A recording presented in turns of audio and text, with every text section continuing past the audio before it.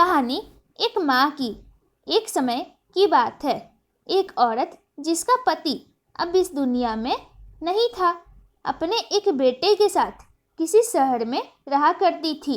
वह बहुत गरीब थी, फिर भी बेटे के उज्जवल भविष्य के लिए घर घर जाकर काम किया करती थी। काम करते करते बहुत थक जाती थी, लेकिन फिर भी आराम नहीं करती थी। हमेशा एक बात याद करके फिर काम में लग जाती थी कि जिस दिन बेटा लायक हो जाएगा तभी आराम करेगी। देखते देखते समय बीत गया। माँ बूढ़ी हो गई और बेटे को एक अच्छी नौकरी मिल गई। कुछ समय बाद बेटे की शादी कर दी और एक बच्चा हो गया। अब बूढ़ी माँ बहुत खुश थी। उसके जीवन का सबसे बड़ा सपना पूरा हो गया। उसका बेटा लायक हो गया। अब उसका बेटा उसकी हर ख्वाहिश पूरा करेगा। लेकिन ये क्या, बेटे और बहू के पास माँ से बात करने तक का वक्त नहीं होता था। बस इतना फर्क था माँ के जीवन में कि पहले वो बाहर के लोगों के जूठे बर्तन धोती थी, अब अपने बेटे और बहू के। पहले वो बाहर के लोगों के कपड़े धोती थी, अब अपनी बहू और बेटे के।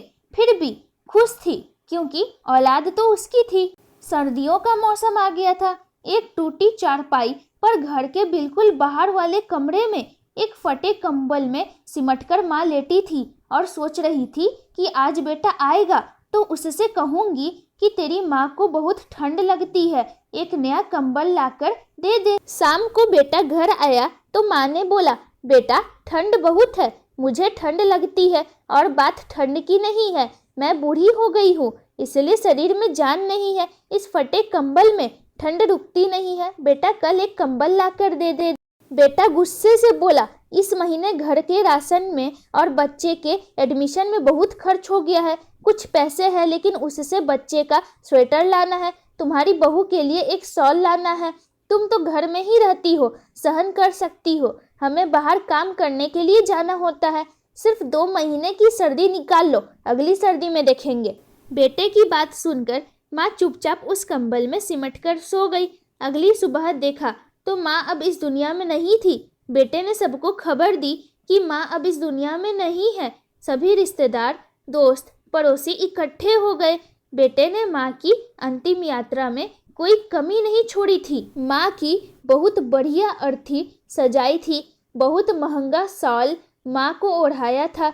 सारी दुनिया माँ का अंतिम संस्कार देखकर कह रही थी, हमें भी हर जन्म में भगवान ऐसा ही बेटा दे। मगर उन लोगों को क्या पता कि मरने के बाद भी एक माँ ठंड से तड़प रही थी, सिर्फ एक कंबल के लिए। मित्रों, अगर आपके माँ बाप आज आपके साथ है तो आप बहुत भाग्यशाली है। आज आप जो कुछ भी हो वो उन्हीं की मेहनत और आशीर्वाद से हो। जीते जी अपने माँ बाप की सेवा करना आपका पहला कर्तव्य है, क्योंकि उन्होंने आपके लिए अपना पूरा जीवन दे दिया है। धन्यवाद।